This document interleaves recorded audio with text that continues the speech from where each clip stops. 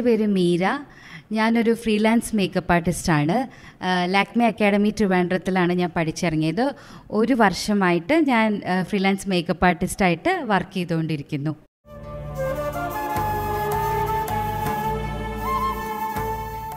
ലൈഫിൽ എല്ലാവർക്കും ഒരു പാഷൻ ഉണ്ടാവും. അപ്പോൾ ആ പാഷൻ ഫോളോ ചെയ്യുന്നത് പലപ്പോഴും പ്രൊഫഷൻ സൈഡ് ബൈ സൈഡായിട്ട് വെച്ചുകൊണ്ടോ അല്ലെങ്കിൽ പ്രൊഫഷൻ വിട്ടുകൊണ്ടോ, ഫ്രം എൻ IT പ്രൊഫഷൻ അതിൽ നിന്ന് മാറിയിട്ട് പാഷനായിട്ടുള്ള ഡാൻസിലേക്കും മേക്കപ്പിലേക്കെല്ലാം മാറാനുള്ള ആ ഒരു ടേണിംഗ് പോയിന്റ് അതെങ്ങനെയാണ് ലൈഫിലുണ്ടായത്? അത് ഞാൻ IT പ്രൊഫഷൻ ആക്ച്വലി എനിക്ക് ഒരു +2 കഴിഞ്ഞിട്ട് ഞാനിങ്ങനെ പകച്ച് നിൽക്കുന്നൊരു സമയമായിരുന്നു. എങ്ങോട്ട് ടേൺ ചെയ്യണം, എന്താ ചെയ്യേണ്ടതെന്നുള്ള. അപ്പോൾ ഒരുപാട് തോട്ട്സ് ഉണ്ടായിരുന്നു.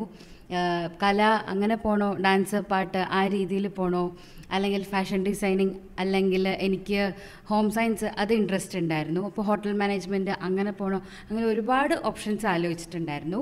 പിന്നെ എനിക്ക് എന്താണെന്ന് പറഞ്ഞു കഴിഞ്ഞാൽ ഞാൻ പഠിക്കാൻ കുറച്ച് ബുദ്ധിമുട്ടാണ് എനിക്ക്. അപ്പോൾ അതുകൊണ്ട് പെട്ടെന്ന് ഒരു കോഴ്സ് ചെയ്യുക, പെട്ടെന്ന് ജോലിയാവുക എന്നുള്ളൊരു ലക്ഷ്യമായിരുന്നു. അപ്പോൾ ആ സമയത്ത് ഞാൻ പകച്ചുന്ന സമയത്ത് തന്നെ അമ്മയാണ് ഹെൽപ്പ് ചെയ്തത്. അപ്പോൾ അമ്മ ഒരു ഈ കോളേജ് ഫെയർ എന്ന് പറയില്ലേ, കുറേ കോളേജസിൻ്റെ ഡീറ്റെയിൽസൊക്കെ ഉള്ള ഒരു ഫങ്ഷൻ അവിടെ കൊണ്ടുപോയിട്ട് അന്വേഷിച്ച് അങ്ങനെ BCA ആണ് പഠിച്ചത്, ബാച്ചിലർ ഓഫ് കമ്പ്യൂട്ടർ ആപ്ലിക്കേഷൻ. അതാണ് പഠിച്ചത്. അത് പഠിച്ചു കഴിഞ്ഞ് കോളേജിൽ നിന്ന് തന്നെ എനിക്ക് ക്യാമ്പസ് സെലക്ഷൻ കിട്ടി. 2 കമ്പനിയിൽ ക്യാമ്പസ് സെലക്ഷൻ കിട്ടി. അപ്പോൾ 2 പെട്ടെന്ന് സെലക്ഷനൊക്കെ കിട്ടിയപ്പോൾ ഞാൻ വെച്ചു ഓക്കെ ഞാൻ കൊള്ളാമല്ലോ എന്നുള്ളൊരു ഇതായിരുന്നു. അത് കഴിഞ്ഞ് ആദ്യം CTSൽ ആണ് വർക്ക് ചെയ്തത്, കോഗ്നിസെൻറ്റിൽ കൊച്ചിയിലായിരുന്നു വർക്ക് ചെയ്തത്. ഒരു 1.5 വർഷം വർക്ക് ചെയ്തു. അവിടുത്തെ എക്സ്പീരിയൻസ് വളരെ നല്ലതായിരുന്നു. ഫ്രഷർ ആയതുകൊണ്ട് തന്നെ ഞാൻ കുറച്ച് സേഫ് സോണിലായിരുന്നു. കുഴപ്പമില്ല, എനിക്ക് പതുക്കെ പഠിച്ചെടുത്താൽ മതി എന്നുള്ളൊരിതിലായിരുന്നു. പിന്നെ അവിടെ നിന്ന് കല്യാണം കഴിഞ്ഞപ്പോൾ ഇങ്ങോട്ട് ട്രിവാൻഡ്രത്തേക്ക് ഷിഫ്റ്റായി. അപ്പോൾ ഇവിടെ CTS ഇല്ല. അപ്പോൾ പിന്നെ അടുത്ത ജോലി അന്വേഷിക്കുന്ന ഒരു സമയമായിരുന്നു. ആ ഗ്യാപ്പിലാണ് ഞാൻ തീരുമാനിച്ചത് ഓക്കെ എന്നാൽ പിന്നെ എനിക്ക് ഡാൻസ് കണ്ടിന്യൂ ചെയ്യാം എന്നുള്ളൊരു തീരുമാനത്തിലേക്ക് എത്തി. പതുക്കെ ഒരു IT വിടണ്ട, അതൊരു ജോലിയായിട്ട് ഇരിക്കട്ടെ, ഒരു സ്ഥിരം വരുമാനം ആ ഒരു രീതിയിൽ അത് നമുക്ക് പോവാം, അല്ലാതെ ഡാൻസ് ക്ലാസ് കൊണ്ടുപോകാം എന്നുള്ളൊരു ആ ഒരു രീതിയിൽ ചിന്തിച്ച് തുടങ്ങിയത്. അപ്പോൾ അതിന് വേണ്ടി ഞാൻ ആദ്യം പോയത് റിഗാട്ടയിലാണ് പഠിക്കാൻ വേണ്ടി. ഗിരിജ ടീച്ചറുടെ അടുത്താണ് പഠിക്കാൻ വേണ്ടി ജോയിൻ ചെയ്തത്. അവിടെ ജോയിൻ ചെയ്ത് ഓൾമോസ്റ്റ് ഒരു 10 months ഒക്കെ ഞാൻ പോയി. അപ്പോൾ ഗിരിജ ടീച്ചർ കുറച്ച് നല്ല സ്ട്രിക്റ്റാണ്. അപ്പോൾ വളരെ തറവായാലേ നമുക്ക് നെക്സ്റ്റ് അങ്ങനെ പോവുള്ളൂ. അപ്പോൾ വളരെ കുറച്ച് നല്ലോണം ഇരുത്തിയാണ് പഠിപ്പിച്ചുകൊണ്ടിരുന്നത്. അങ്ങനെ പഠിച്ച് വന്ന പെട്ടെന്ന് എൻ്റെ കാലിന് ഫ്രാക്ചറായിപ്പോയി അതിൻ്റെ ഇടയ്ക്ക്.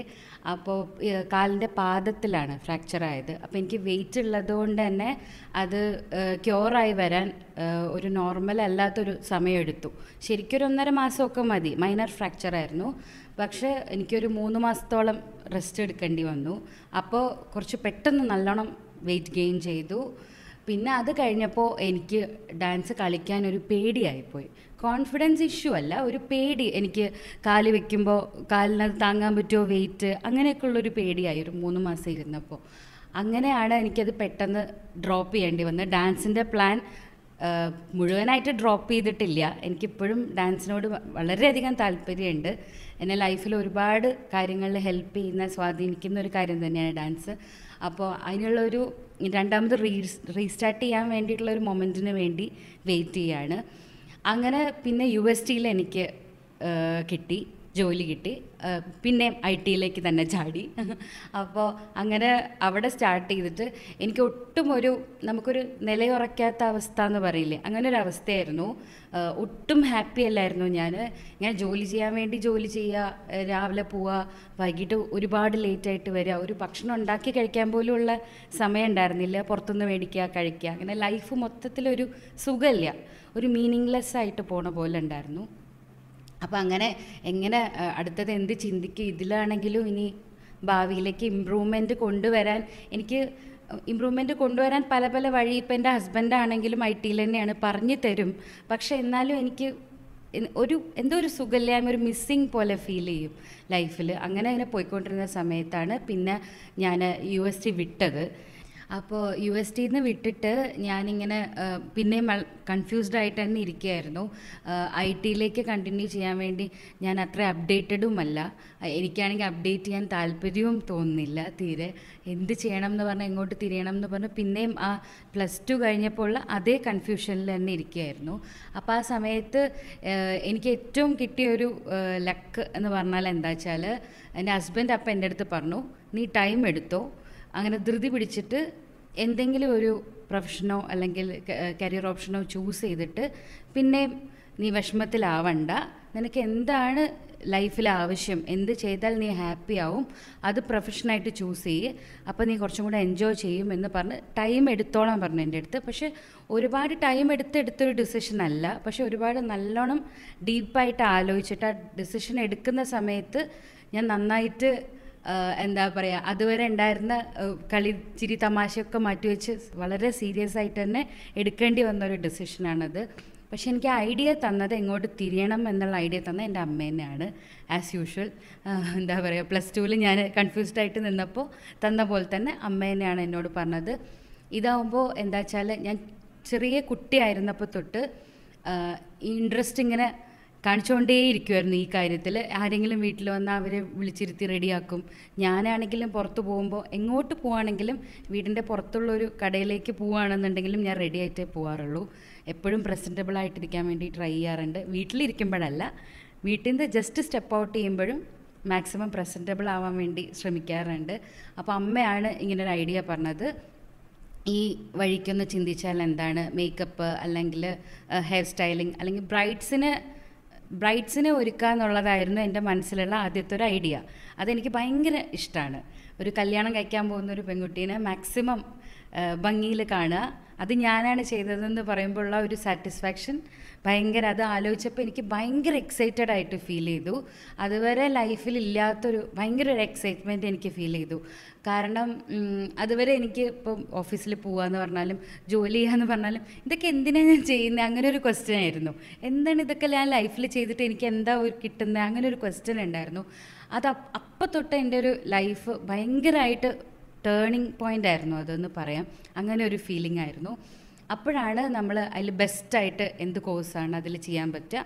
അപ്പോൾ നമുക്ക് ഈ സിറ്റിയിൽ തന്നെ ബെസ്റ്റായിട്ട് എവിടെ കോഴ്സ് ചെയ്യാൻ പറ്റും. അപ്പോൾ ഇപ്പോൾ അത് വളരെ അപ്ഡേറ്റഡ് ആയിട്ട് ബ്യൂട്ടീഷ്യൻ കോഴ്സ് എന്നല്ല ഇപ്പം അതിനെ വിളിക്കുന്നത്, കോസ്മെറ്റോളജി എന്നാണ് പറയുന്നത്. കുറച്ചുകൂടി അഡ്വാൻസ്ഡ് ആണ്, കുറച്ചുകൂടി കാര്യങ്ങൾ നമ്മളതിൽ പഠിക്കേണ്ടി വരും, ടെക്നിക്കാലിറ്റീസ് കുറച്ചുകൂടി പഠിക്കേണ്ടി വരും. അപ്പോൾ അത് അന്വേഷിച്ചപ്പോൾ ലാക്മേ ആണ് ഞങ്ങൾ ചൂസ് ചെയ്തത്. ലാക്മേ അക്കാഡമി ട്രിവാൻഡ്രം, അത് തമ്പാനൂരാണ് ഉള്ളത്. അവിടെ ചൂസ് ചെയ്തു, അവിടെ പോയി ജോയിൻ ചെയ്ത ആ ഒരു സെക്കൻഡ് തൊട്ട് എന്നെ മനസ്സിലാക്കിയൊരു കാര്യമുണ്ട്, എൻ്റെ ലൈഫിൽ ഏറ്റവും ബെസ്റ്റ് ഡിസിഷനായിരുന്നു അത്. ഇതിൻ്റെ അപ്പുറത്തേക്ക് ഇനി ഒരു ബെസ്റ്റ് ഡിസിഷൻ എനിക്കിനി എടുക്കാനില്ല, ഏറ്റവും ബെസ്റ്റ് ഡിസിഷനായിരുന്നു. അപ്പോൾ തൊട്ട് ഞാൻ ഭയങ്കര ഹാപ്പിയാണ്. പക്ഷേ എന്നാലും ഇപ്പോൾ മേക്കപ്പിൻ്റെ പ്രൊഫഷനിൽ ആലോചിക്കുമ്പോൾ ഞാൻ വളരെ സക്സസ്ഫുള്ളായിട്ടൊന്നുമില്ല, ഇപ്പോഴും സ്ട്രഗ്ലിംഗ് സ്റ്റേജിൽ തന്നെയാണ്. പക്ഷേ ആ സ്ട്രഗ്ലിങ്ങിന് ഒരു സന്തോഷമുണ്ട്, ഒരു മീനിങ് ഉണ്ട്. നമുക്ക് ഇഷ്ടമുള്ള ഒരു കാര്യത്തിനാണ് സ്ട്രഗിൾ ചെയ്യുന്നത്, അതിനുള്ള അവസരമാണ് നമ്മൾ അന്വേഷിച്ച് നടക്കുന്നത്. പിന്നെ എനിക്ക് പറ്റിയൊരു കാര്യമാണ്, ഞാൻ വേണ്ട ഒരു സ്ഥലമാണ്, എന്നെ ഇവിടെ ആവശ്യമുണ്ട് എന്നൊക്കെ ഉള്ളൊരു തോന്നൽ എനിക്കിപ്പോഴാണ് വന്നു തുടങ്ങിയത്. അപ്പോൾ മൊത്തം ലൈഫിൽ തന്നെ ഒരു ലൈവ്ലിനെസ് എന്ന് പറയില്ല നമ്മൾ, അതുണ്ട്. എനിക്കെപ്പോഴും അങ്ങനെ പോസിറ്റീവായിട്ട് സന്തോഷമായിട്ട് ഇരിക്കാൻ ആഗ്രഹിക്കുന്ന ഒരാളാണ്. ഒരുപാട് ടെൻഷൻസ് എടുക്കാൻ എനിക്കിഷ്ടമല്ല. അപ്പോൾ ഇതാവുമ്പോൾ ഇതിൻ്റെ ടെൻഷൻസ് എന്ന് പറയുമ്പോൾ നാളെ ഒരു കല്യാണം ഉണ്ട്, ബ്രൈഡ് ഉണ്ട്, അങ്ങനത്തെ ടെൻഷൻസ് എനിക്ക് കുഴപ്പമില്ല. ഞാൻ ഹാപ്പിയാണ് അങ്ങനത്തെ ടെൻഷൻസ് എടുക്കാൻ. ഓക്കെ, എങ്ങനെ മുടി കെട്ടണം, എങ്ങനെ മേക്കപ്പ് ചെയ്യണം, എങ്ങനെയാണ് ഇത് ചേരുമോ അത് ചേരുമോ, അങ്ങനത്തെ തോട്ട്സ് എന്നെ കൂടുതൽ ഹാപ്പി ആക്കുന്നു. എപ്പോഴും മേക്കപ്പിനെ പറ്റിയും റെഡി ആവുന്നതിനെ പറ്റിയും സുന്ദരി ആക്കുന്നതിനെ പറ്റിയും സുന്ദരനാക്കുന്നതിനെ പറ്റിയും മാത്രം ചിന്തിച്ചാൽ മതി എനിക്ക്. അതാണ് ഏറ്റവും സന്തോഷം. അതുകൊണ്ട് വളരെ ഹാപ്പിയാണ് ഞാനിപ്പോൾ. അപ്പോൾ ആരെങ്കിലും അങ്ങനെ ഒന്ന് മടിച്ച് നിൽക്കുന്നുണ്ട് എന്നുണ്ടെങ്കിൽ, ആ ഒരു നമ്മുടെ പാഷൻ പ്രൊഫഷനാക്കാൻ വേണ്ടിയിട്ട് മടിച്ച് നിൽക്കുന്നുണ്ട്, പേടിക്കുന്നുണ്ട് എന്നുണ്ടെങ്കിൽ ഒട്ടും പേടിക്കേണ്ട. നമുക്ക് സ്ട്രഗ്ലിംഗ് സ്റ്റേജ് ഏതൊരു പ്രൊഫഷനും ഉണ്ട്. നമുക്ക് ഇഷ്ടമുള്ളതാണെങ്കിലും ഇഷ്ടമില്ല എന്നുണ്ടെങ്കിലും സ്ട്രഗ്ലിംഗ് സ്റ്റേജ് ഉണ്ടാവും, എല്ലാവർക്കും ഉണ്ടാവും. എല്ലാവരും എടുത്ത ഉടനെ അങ്ങോട്ട് സക്സസ്ഫുള്ളായിട്ട് ഫേമസ് ആവുമൊന്നുമില്ല. അപ്പോൾ ആ സ്ട്രഗ്ലിംഗ് സ്റ്റേജ് ആണെങ്കിലും നമ്മൾ ഭയങ്കര ഹാപ്പി ആയിരിക്കും. അപ്പോൾ അങ്ങനെയുള്ളവരുടെ അടുത്ത് എനിക്ക് പറയാനുള്ളത്, എല്ലാവർക്കും ബാക്ക് സപ്പോർട്ട് ഉണ്ടായിക്കൊള്ളണം എന്നില്ല. എന്നെ സംബന്ധിച്ചിടത്തോളം എനിക്ക് ഏറ്റവും യൂസായത് അല്ലെങ്കിൽ ഏറ്റവും ഭാഗ്യം എന്ന് പറയണത് എൻ്റെ ഹസ്ബൻഡും എൻ്റെ ഫാമിലി, എൻ്റെ പാരൻസും എനിക്ക് ഭയങ്കര സപ്പോർട്ടാണ് അന്നും ഇന്നും. അന്നാണെങ്കിലും ഞാൻ ഏത് പ്രൊഫഷൻ ചൂസ് ചെയ്യാമെന്ന് പറഞ്ഞാൽ അവർ ഓക്കെ പറഞ്ഞേനെ. അത് ഞാൻ ഭയങ്കര കൺഫ്യൂസ്ഡ് ആയതുകൊണ്ട് പറ്റിപ്പോയതാണ്. അപ്പോൾ ഇപ്പോഴാണെങ്കിൽ എൻ്റെ ഹസ്ബൻഡ് എനിക്ക് അതിനുള്ള ഒരു സ്പേസ് തന്നു, എനിക്ക് ആലോചിച്ചിട്ട് ഇഷ്ടമുള്ളത് പഠിക്കാനുള്ള സ്പേസ് തന്നു, അത് പഠിപ്പിക്കാമെന്ന് പറഞ്ഞു. അതൊക്കെയാണ് എനിക്ക് ഏറ്റവും കിട്ടിയിട്ടുള്ള ഒരു ലക്ക്. അപ്പോൾ ആരെങ്കിലും അങ്ങനെ ബാക്ക് സപ്പോർട്ടും ഉണ്ട് എന്നിട്ടും മടിച്ച് നിൽക്കുകയാണ് എന്നുണ്ടെങ്കിൽ ഒട്ടും മടിക്കേണ്ട, ധൈര്യമായിട്ട് കാലെടുത്ത് വയ്ക്കുക. നിങ്ങളുടെ ലൈഫ് ഉറപ്പായിട്ടും ചേഞ്ച് ആവും. ഇതിലിപ്പോൾ പറഞ്ഞ ബാക്ക് സപ്പോർട്ടിൻ്റെ കാര്യം പറഞ്ഞു, 2 വ്യക്തികളുടെ കാര്യം പറഞ്ഞു, ഹസ്ബൻഡിൻ്റെ കാര്യം പറഞ്ഞു, അമ്മയുടെ കാര്യം പറഞ്ഞു. എല്ലാത്തിനും 2 വശം എന്നുള്ളതുപോലെ ഇതിനെ എതിർത്ത് സംസാരിച്ച് കുറേ ആൾക്കാരുണ്ടാവും. അപ്പോൾ അവർക്ക് പറയാനുള്ള, അതായത് ഈ എതിർപ്പ് കേട്ടിട്ട് നിർത്തിപ്പോകുന്ന പല ആൾക്കാരുമുണ്ട്. അപ്പോൾ അങ്ങനെയുള്ള ആൾക്കാരോട് പറയാനുള്ള ഈ എതിർപ്പ് എങ്ങനെയാണ് ഫേസ് ചെയ്തത്? എതിർപ്പ് എന്ന് പറഞ്ഞാൽ എനിക്ക് അങ്ങനെ ഭയങ്കരമായിട്ട് അയ്യേ അതൊന്നും വേണ്ട അങ്ങനെ പറയുന്ന ആൾക്കാർ വളരെ കുറവായിരുന്നു. 1-2 പേരെ പറഞ്ഞിട്ടുള്ളൂ. അത് കുറച്ച് പഴയ ആളുകൾ, അതായത് ഈ ബ്യൂട്ടീഷ്യൻ കോഴ്സ് അല്ലെങ്കിൽ കോസ്മെറ്റോളജി എന്നൊക്കെ പറയുന്നത് അത്ര ഭയങ്കര ഒരു എന്താ പറയുക, ഒരു ഡിഗ്നിറ്റി ഉള്ള ഒരു പ്രൊഫഷനായിട്ട് കാണാത്ത അത്രയും പണ്ടത്തെ ആളുകളെ അങ്ങനെ 1-2 പേര് എന്നോട് അങ്ങനെ പറഞ്ഞിട്ടുള്ളൂ. അല്ലാത്തവരൊക്കെ എന്നോട് പറഞ്ഞത്, നീ കാലെടുത്ത് വെക്കുമ്പം ഒരുപാട് ചിന്തിച്ചിട്ട് വേണം വെക്കാൻ വേണ്ടിയിട്ട്. കാരണം ഇനി നമുക്ക് ഒരുപാട് പ്രൊഫഷൻ ഇങ്ങനെ സ്വിച്ച് ചെയ്ത് പോകാനുള്ള ടൈമില്ല. ഓൾറെഡി ഒരു സ്ഥലത്ത് സ്റ്റിക്ക് ചെയ്യാനുള്ള ടൈമായി. സോ ഒരുപാട് ചിന്തിക്കണം. അങ്ങനെ ഒരു പ്രഷർ എനിക്ക് നന്നായിട്ടുണ്ടായിരുന്നു. അപ്പോൾ അന്ന് ഞാൻ സത്യം പറഞ്ഞാൽ എൻ്റെ മൊത്തത്തിലുള്ളൊരു ക്യാരക്ടറിൽ തന്നെ ഞാൻ അന്ന് മാറ്റം വരുത്തിയിട്ടുണ്ട്. കുറച്ചുകൂടി സീരിയസ് ആയിട്ട് ലൈഫിനെ കാണാനും, ഓക്കെ നമുക്കിഷ്ടമുള്ള കാര്യമാണ് ചെയ്യണതല്ലോ, പിന്നെ നമുക്ക് അതിൽ മാക്സിമം ഇട്ടാൽ മാത്രം മതി, വേറൊരു ടെൻഷനും വേണ്ട. എനിക്ക് എന്തൊക്കെ എൻ്റെ കയ്യിലുണ്ടോ കഴിവ് അത് മാക്സിമം അതിലേക്ക് കൊടുക്കുക എന്നുള്ളത് മാത്രം ചിന്തിച്ചാൽ മതിയായിരുന്നു. അപ്പോൾ 2 സൈഡ് എന്ന് പറഞ്ഞാൽ എതിർപ്പുകൾ ഉണ്ടാവും. നമുക്ക് എന്താ വേണ്ടത് എന്നുള്ളത് നമ്മൾ മനസ്സിലാക്കുക എന്നുള്ളതാണ് ആദ്യം വേണ്ടത്. അല്ലാണ്ട് നമ്മൾ 1-2 ആളുകൾ എതിർത്തു അല്ലെങ്കിൽ 3-4 ആളുകൾ എതിർത്തു എന്ന് പറഞ്ഞിട്ട് അപ്പം അതിനെ കേൾക്കാൻ വേണ്ടിയിട്ട്, അവരെ അനുസരിക്കാൻ വേണ്ടി നമ്മൾ അതിന് നിന്ന് കഴിഞ്ഞ് കഴിഞ്ഞാൽ നമ്മുടെ ഫുൾ ലൈഫ് നമ്മൾ സാക്രിഫൈസ് ചെയ്യുന്ന പോലെയാണ്. ആ എതിർപ്പുകളെയൊക്കെ ഒന്ന് എതിർത്ത് വന്ന് നോക്കൂ ഒരു പ്രാവശ്യം. അത് അല്ല എനിക്കിതാണ് വേണ്ടത്, നോ എനിക്കിതാണ് വേണ്ടത്, എനിക്കിതിപ്പോൾ ചെയ്യണം, എനിക്ക് ചെയ്തേ പറ്റുള്ളൂ എന്ന് ഒരു പ്രാവശ്യം പറഞ്ഞു നോക്കൂ. ആ ചേഞ്ച് വലിയ ചേഞ്ചാണ്. അത് നമുക്കപ്പോൾ ഫീൽ ചെയ്യാൻ പറ്റും. ഫ്രണ്ട്സിൻ്റെ ഇടയിൽ ഇപ്പോൾ എപ്പോഴും നമ്മൾ നോക്കുന്ന IT ഫീൽഡിലുള്ള ആൾക്കാർ, എനിക്ക് 1.5 ലക്ഷം രൂപ ശമ്പളം, എനിക്ക് 2 ലക്ഷം രൂപ ശമ്പളം എന്ന് പറയുന്ന ആൾക്കാരിൽ നിന്നും വ്യത്യസ്തമായി, അതായത് ആ ഫീൽഡ് എനിക്ക് വേണ്ട, ഞാൻ മേക്കപ്പ് എന്നുള്ള ഫീൽഡിലേക്ക് പോവുക. ഒരു IT ഇൻഡസ്ട്രിയിൽ weekly dead line, monthly dead line എന്ന് പറയുന്നതിന് പകരം 1 ഡേ ഡെഡ് ലൈൻ, നാളെ ബ്രൈഡ് റെഡി ആവണം, നാളെ കല്യാണം, ഇത്ര മണിക്ക് മുമ്പേ കല്യാണം, അങ്ങനത്തെ ഒരു ഫാസ്റ്റർ ഡെഡ് ലൈനിലേക്ക് മൂവ് ചെയ്യുന്നത്. എങ്ങനെയാണ് ഫ്രണ്ട്സ് ഇതിനെ കണ്ടത്? എങ്ങനെയാണ് അവരോട് കാര്യങ്ങൾ പറഞ്ഞത്? എങ്ങനെയാണ് അത് അവതരിപ്പിച്ചത്? അവരോട് ഞാൻ പറഞ്ഞത്, അവർക്ക് പൊതുവേ എൻ്റെ ഫ്രണ്ട്സിനൊക്കെ എൻ്റെ ഈ ഒരു ക്യാരക്ടറിനെ പറ്റി അറിയാം. എനിക്ക് ഈ മേക്കപ്പിനോട് ഇൻട്രസ്റ്റ് ഉള്ളതും. ഇപ്പോൾ ഇത് പ്രൊഫഷണലായിട്ട് പഠിക്കുന്നതിൻ്റെ മുന്നേ തന്നെ ഞാൻ ഹോസ്റ്റലിലായിരുന്നപ്പോഴും ഞാൻ എന്തെങ്കിലും ഫംഗ്ഷൻ ഉണ്ടാകുമ്പോൾ എൻ്റെ കൂടെയുള്ളവരൊക്കെ റെഡിയാക്കിക്കൊണ്ടിരുന്നത് ഞാനാണ്. സാരി ഡ്രേപ്പിംഗ് ആണെങ്കിലും മേക്കപ്പ് ആണെങ്കിലും ഹെയർ സെറ്റ് ചെയ്യുന്നതാണെങ്കിലും ഞാൻ മുന്നേ ചെയ്തിട്ടുണ്ട്. സോ ഒരുവിധം എന്നെ നന്നായിട്ട് അറിയുന്ന ഫ്രണ്ട്സിനൊക്കെ എൻ്റെ മേലെ എന്നെക്കാളും കോൺഫിഡൻസ് ഉണ്ടായിരുന്നു. അവരെന്നോട് ചോദിച്ചിട്ടുള്ളത്, നീ എന്തുകൊണ്ട് ഈ ഡിസിഷൻ നേരത്തെ എടുത്തില്ല എന്നുള്ളതും ആണ് ചോദിച്ചിട്ടുണ്ടായിരുന്നത്. അല്ലാണ്ട് കുറച്ച് നമ്മളെ അറിയില്ല, നമ്മളെ പൊട്ടൻഷ്യലിൽ വിശ്വാസമില്ലാത്ത ആളുകളുണ്ടാവുമല്ലോ, ഫ്രണ്ട്സ് ആയിരിക്കും, പക്ഷെ അതിനെപ്പറ്റി അറിയാത്ത ആളുകൾ പറഞ്ഞിട്ടുണ്ട് അത് സൂക്ഷിച്ച് വേണം എടുത്ത് വെക്കാൻ വേണ്ടിയിട്ട്. അങ്ങനെ വേണോ, അതൊരു നല്ല പ്രൊഫഷനാണോ എന്നുവെച്ചാൽ IT കമ്പയർ ചെയ്യുമ്പോൾ ആളുകളുടെ ഇടയിൽ നല്ല പേരുള്ളൊരു പ്രൊഫഷനാണല്ലോ IT എന്ന് പറയുന്നത്, അങ്ങനെയാണല്ലോ. അപ്പോൾ അങ്ങനെയുള്ളൊരിതിന്ന് ഇങ്ങനെ സേഫ് അല്ലാത്ത, അല്ലേ, ഒരു സേഫ് ഓപ്ഷൻ അല്ല. ഇപ്പോൾ ബ്യൂട്ടീഷ്യൻ ആവുക അല്ലെങ്കിൽ ഒരു ഗ്ലാമർ പ്രൊഫഷൻ അങ്ങനത്തെ ഒരു ഇത് എടുക്കുമ്പോൾ അതൊരു സേഫായിട്ടുള്ള ഓപ്ഷനല്ല, ഭയങ്കര കോമ്പറ്റീറ്റീവായിട്ടുള്ള സ്ഥലമാണ്. അപ്പോൾ അതിലേക്ക് പോകുമ്പോൾ എന്തിനത് ചൂസ് ചെയ്യുന്നു, എന്തിനിപ്പോൾ ഇത് വിടുന്നു, ഇതിലെന്തെങ്കിലും ചെയ്താൽ പോരെ, അങ്ങനെയൊക്കെ ചോദിച്ചിട്ടുള്ള ആളുകളുണ്ട്. അപ്പോൾ അവരോടാണെങ്കിലും ഞാൻ പറഞ്ഞത് എന്താ വെച്ചാൽ, ഇതുവരെ ഞാൻ ചെയ്തുകൊണ്ടിരുന്നത് ഇങ്ങനെ പോണ വഴിക്ക് ഇങ്ങനെ പോവുക, അങ്ങനെ ഒരു ഇതായിരുന്നു. എനിക്കെന്താ വേണ്ടതെന്ന് ഞാൻ ആലോചിക്കുകയെ അല്ലെങ്കിൽ എന്ത് ചെയ്താൽ എനിക്ക് ലൈഫ് ഹാപ്പി ഉണ്ടാവും, അതൊന്നും ഞാൻ ചിന്തിച്ചിട്ട് ചെയ്തതല്ല. പോയ വഴിക്ക് ഇങ്ങനെ പോയി ഒരു ജോലി വേണം, അത്രയേ ഉള്ളൂ. പൈസ കിട്ടണം, ഒരു റെഗുലറായിട്ടുള്ളൊരു സാലറി കിട്ടുന്ന ഒരു ജോലി, അതാണല്ലോ സേഫ് എന്നുള്ളതായിരുന്നു. അല്ലാതെ ഒരു സേഫ് അല്ലാത്തൊരു സിറ്റുവേഷനിലേക്ക് കാലെടുത്ത് വെക്കാനുള്ള ധൈര്യം ഉണ്ടായിരുന്നില്ല. ഇപ്പം എനിക്കതുണ്ട്, എനിക്ക് ബാക്ക് സപ്പോർട്ട് ഉണ്ട്. ഏട്ടൻ ധൈര്യമായിട്ട് എൻ്റെ അടുത്ത് പറയാണ്, നീ വെച്ചോ, ഞാൻ ബാക്കിലുണ്ട് എന്ന് പറയാണ്. അപ്പോൾ ഇപ്പോഴാണ് എനിക്ക് അതിനുള്ളൊരു മെച്യൂരിറ്റിയും എനിക്കായത് അപ്പോഴാണ്. അപ്പോൾ എനിക്കിതാണ് വേണ്ടത്, നിങ്ങൾ പറയുന്ന ഓപ്ഷൻ എനിക്ക് ഇതല്ല, സൗകര്യമില്ല, അതെനിക്ക് പറ്റില്ല എന്ന് പറയാനുള്ളൊരു മെച്യൂരിറ്റി എനിക്ക് അപ്പോഴായത്. അപ്പോൾ അങ്ങനെയുള്ളവരോട് അങ്ങനെ ഞാൻ പറഞ്ഞു, എനിക്കറിയാം ഇതിൽ എനിക്ക് ചെയ്യാൻ പറ്റും, ഞാൻ കോൺഫിഡൻ്റ് ആണ് എന്ന് പറയാനും പറ്റി. അല്ലാത്ത ഫ്രണ്ട്സ് എൻ്റെ അടുത്ത് എന്തുകൊണ്ട് ലേറ്റായി, പെട്ടെന്ന് തന്നെ ഇറങ്ങുക എന്നാണ് പറഞ്ഞത്. അപ്പോൾ അതിൻ്റെ ഒരു സന്തോഷമുണ്ട്. ഫ്രണ്ട്സൊക്കെ അത്യാവശ്യം സപ്പോർട്ടായിരുന്നു. കോൺഫിഡൻസ് അല്ലെങ്കിൽ ആത്മവിശ്വാസം, ബാക്ക് സപ്പോർട്ട് അല്ലെങ്കിൽ നമുക്ക് ലഭിക്കുന്ന ഒരു താങ്ങും തണലും, ഇതിൽ ഏതാണ് കൂടുതൽ ആവശ്യം? അതായത് അങ്ങനെ പാഷനിലേക്ക് പോകുന്ന ആൾക്ക് ഈ ഒരു സപ്പോർട്ടാണോ ആവശ്യം, അതോ സെൽഫ് കോൺഫിഡൻസ് ആണോ ആവശ്യം? സെൽഫ് കോൺഫിഡൻസ് ആവശ്യമാണ്, പക്ഷേ സെൽഫ് കോൺഫിഡൻസ് മാത്രമുള്ളത് കൊണ്ട് കാര്യമായില്ല. ഇപ്പോൾ എന്താ പറയുക, ഇപ്പോൾ എന്നെ സംബന്ധിച്ചിടത്തോളം ഞാൻ വളരെ ഭാഗ്യം ചെയ്ത ഒരാളാണ്. അതുകൊണ്ടാണ് എനിക്ക് സ്ട്രഗിൾ ചെയ്യേണ്ടിയൊന്നും വന്നിട്ടില്ല. എനിക്ക് ഈ പ്രൊഫഷൻ വേണം, ചൂസ് ചെയ്യണമെന്ന് പറഞ്ഞപ്പോൾ എനിക്ക് വളരെ എളുപ്പമായിട്ട് എന്നെ കൊണ്ട് ചേർത്തു, ഞാൻ പഠിച്ചു. പക്ഷേ എല്ലാവരുടെയും സിറ്റുവേഷൻ അങ്ങനെയല്ല, ബാക്ക്ഗ്രൗണ്ട് അങ്ങനെ ആയിരിക്കില്ല. ഫിനാൻഷ്യൽ ബാക്ക്ഗ്രൗണ്ട് വളരെ മോശമായിട്ടുള്ള ആളുകളുണ്ടാവും, അതുപോലെ തന്നെ മോറൽ സപ്പോർട്ട് കിട്ടാത്ത ആളുകളുണ്ടാവും, ഇപ്പോൾ പാരൻസ് സപ്പോർട്ട് ചെയ്യാത്ത ആളുകളുണ്ടാവും, ഹസ്ബൻഡ്സ് സപ്പോർട്ട് ചെയ്യാത്ത, ഇപ്പോൾ സ്ത്രീകളുടെ കേസിലാണ് ഞാൻ കൂടുതൽ പറയണത്, ഹസ്ബൻഡ്സ് സപ്പോർട്ട് ചെയ്യാത്ത ആളുകളുണ്ടാവും. അപ്പോൾ അവർക്ക് ഓൾറെഡി ഉള്ളൊരു ജോലി വിട്ടിട്ട് അവരുടെ പാഷൻ ഫോളോ ചെയ്യാന്ന് പറഞ്ഞാൽ അത് ഭയങ്കര ദൂരെയാണ്. അപ്പോൾ അതിൽ സെൽഫ് കോൺഫിഡൻസ് മാത്രം ഉണ്ടായാൽ പോരാ, ഒരുപാട് ക്രിട്ടിക്കലായിട്ടുള്ള ഡിസിഷൻസ് എടുക്കേണ്ടി വരും. ചിലപ്പോൾ ഹസ്ബൻഡിനോട് നോ, എനിക്കിതിന് പോകണം, അല്ലെങ്കിൽ ഞാനതിങ്ങനെ ചെയ്തോളാം, ഞാൻ സെൽഫായിട്ട് ജോലി ചെയ്ത് ആ പൈസ കൊണ്ട് ഞാൻ പഠിച്ചോളാം, അല്ലെങ്കിൽ ഞാൻ വേറെ പ്രൊഫഷൻ ചൂസ് ചെയ്തോളാം എന്ന് പറയാനുള്ള ധൈര്യം, ആ ഒരു ഡിസിഷൻ മേക്കിംഗ്, അതിനൊക്കെ ഉള്ള ഒരു കഴിവ് വേണം, എന്നാലേ പറ്റുള്ളൂ. അപ്പോൾ അത് ഭയങ്കര ഡിഫിക്കൽട്ടാണ്. പക്ഷെ അതുള്ളവർ എന്നിട്ടും ബാക്കിലേക്ക് നിൽക്കുകയാണെങ്കിൽ അത് ഭയങ്കര മോശമാണെന്ന് ഞാൻ പറയും. ഞാൻ ആ മോശം സ്റ്റേജിൽ നിന്നിരുന്ന ഒരാളാണ്. എന്നിട്ടത് ഇന്ന് എന്താ പറയുക, കടന്നു വന്നതുകൊണ്ട് ഞാൻ പറയുക, അത് കടന്നു വരണം. ബാക്ക് സപ്പോർട്ടും ഉണ്ട്, നിങ്ങൾക്ക് ഫിനാൻഷ്യലിയും ഓക്കെ ആണ്, അങ്ങനെ മുന്നോട്ട് വരാനെന്നുണ്ടെങ്കിൽ എന്താണേലും മുന്നോട്ട് വരണം. അല്ലാത്തവർക്ക് എന്താണോ അവർക്ക് കുറവ് എന്ന് ചിന്തിക്കുക. അപ്പോൾ വീട്ടുകാരാണ് സപ്പോർട്ട് ഇല്ലാത്തതെന്നുണ്ടെങ്കിൽ അവരെ പറഞ്ഞ് മനസ്സിലാക്കാൻ നോക്കുക.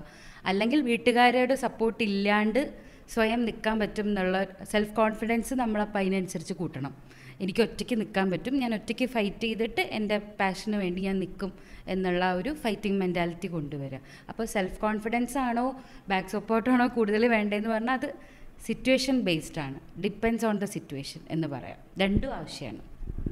ലൈഫിൽ നമുക്ക് ചില ഘട്ടങ്ങളുണ്ടാവും, ഞാനിത് ചെയ്യേണ്ടിയിരുന്നില്ല, അങ്ങനെ എന്തെങ്കിലും ലൈഫിൽ സിറ്റുവേഷൻസ് ഉണ്ടായിട്ടുണ്ടോ? വേണ്ടായിരുന്നു എന്ന് ചിന്തിച്ച എന്തെങ്കിലും ഉണ്ടോ, which has made you think over? എനിക്ക് ആക്ച്വലി എല്ലാം നന്നായിട്ട് തന്നെയാണ് വന്നിട്ടുള്ളത് ഇതുവരെ. ഇപ്പോൾ ഞാൻ IT-യിലായിരുന്നെങ്കിലും എനിക്ക് പേഴ്സണലി ഒരു ജോബ് സാറ്റിസ്ഫാക്ഷൻ എന്ന് പറയില്ലേ, അതുണ്ടായിരുന്നില്ല എന്നേ ഉള്ളൂ. അല്ലാണ്ട് വേണ്ടായിരുന്നു, ഭയങ്കര മോശമായിപ്പോയി എൻ്റെ ലൈഫിൽ എന്ന് തോന്നിയിട്ടുള്ള സിറ്റുവേഷൻസ് അങ്ങനെ ഉണ്ടായിട്ടില്ല. പക്ഷേ ഞാൻ ഇപ്പോൾ ലാസ്റ്റായിട്ട് USD-യിൽ വർക്ക് ചെയ്തുകൊണ്ടിരുന്ന സമയത്ത് എനിക്ക് ഒരുപാട് മെൻ്റൽ പ്രഷർ ഉണ്ടായിരുന്നു. എനിക്ക് IT എന്ന് പറയുന്ന ഒരു കോർപ്പറേറ്റ് വേൾഡ് എന്ന് പറയണത് വേറൊരു വേൾഡ് തന്നെയാണ്. അതിൽ നിൽക്കുക എന്ന് പറയണത് ഒരു വേറെ കഴിവാണ്. ആ കഴിവ് എനിക്ക് കുറച്ച് കുറവാണ്, കുറച്ചല്ല നല്ലോണം കുറവാണ്. അപ്പോൾ അതുകൊണ്ട് തന്നെ അതിൻ്റെ കുറച്ച് സ്ട്രഗിൾസ് എനിക്ക് നന്നായിട്ടുണ്ടായിരുന്നു. അപ്പോൾ ആ സമയത്ത് വേണ്ടായിരുന്നില്ല എന്നല്ല, ഞാനിവിടേക്ക് പറ്റിയതല്ല എന്നുള്ള, ഈ സ്ഥലത്തിന് മാച്ചായ ഒരാളല്ല ഞാൻ എന്നുള്ളൊരു തോന്നലുണ്ടായിരുന്നു. അപ്പോൾ ആ സമയത്ത് എനിക്ക് ഭയങ്കര ഇൻഫീരിയർ ആയിട്ടും ഫീൽ ചെയ്തിരുന്നു ആ സമയത്ത് മാത്രം. പിന്നെ അതെന്താ വെച്ചാൽ ഞാൻ നിൽക്കേണ്ട ഒരു ഫീൽഡിലല്ല ഞാൻ നിന്നിരുന്നത്, അതുകൊണ്ടാണ് അത് ഫീൽ ചെയ്തിരുന്നത്. അപ്പോൾ ആ സമയത്ത് വേണമായിരുന്നു, അവിടെ ജോയിൻ ചെയ്യണമായിരുന്നു എന്ന് 1-2 സിറ്റുവേഷൻസിലൊക്കെ എനിക്ക് തോന്നിയിട്ടുണ്ട്. പക്ഷേ എന്നാലും അതും എനിക്ക് എന്താ പറയുക, ജോലി അല്ലെങ്കിൽ ഞാൻ തന്നെ ഇൻ്റർവ്യൂ അറ്റൻഡ് ചെയ്ത് ഞാൻ ഫൈറ്റ് ചെയ്ത് മേടിച്ചത് എന്നുള്ള നിലയ്ക്ക് എനിക്കത് ഇഷ്ടമാണ്. ഓക്കെ, എനിക്കതിൽ സന്തോഷമൊക്കെ ഉണ്ട്. പക്ഷെ എന്നാലും നന്നായിട്ട് സ്ട്രഗിൾ ചെയ്തിരുന്നു. ഇതുപോലെ ഒരുപാട് ഇൻസൾട്ട്സ് ഫേസ് ചെയ്തിട്ടുണ്ട്, ഒരുപാട് ഇൻഫീരിയർ ആയിട്ട് ഫീൽ ചെയ്തിട്ടുണ്ട്. അപ്പോൾ ആ സമയത്ത് കുറച്ച് അങ്ങനെ ഫീൽ ചെയ്തിട്ടുണ്ട് USD-യിൽ വർക്ക് ചെയ്തപ്പോൾ കേട്ടോ. അല്ലാണ്ട് മുന്നേ ഞാൻ ക്യാമ്പസ് സെലക്ഷൻ കിട്ടി ഇമ്മീഡിയറ്റ്ലി CTS-ൽ ജോയിൻ ചെയ്ത സമയത്ത് ഞാൻ വളരെ ഹാപ്പി ആയിരുന്നു. IT ആയിരുന്നെങ്കിലും എനിക്ക് മുന്നോട്ട് വരാം എന്നുള്ളൊരു ഇതൊക്കെ ആയിരുന്നു. പക്ഷേ ഞാൻ ആ ഫീൽഡിൽ എത്ര മോശമാണെന്ന് എനിക്ക് മനസ്സിലാക്കി തന്നതും USCയിൽ വർക്ക് ചെയ്തപ്പോഴായിരുന്നു.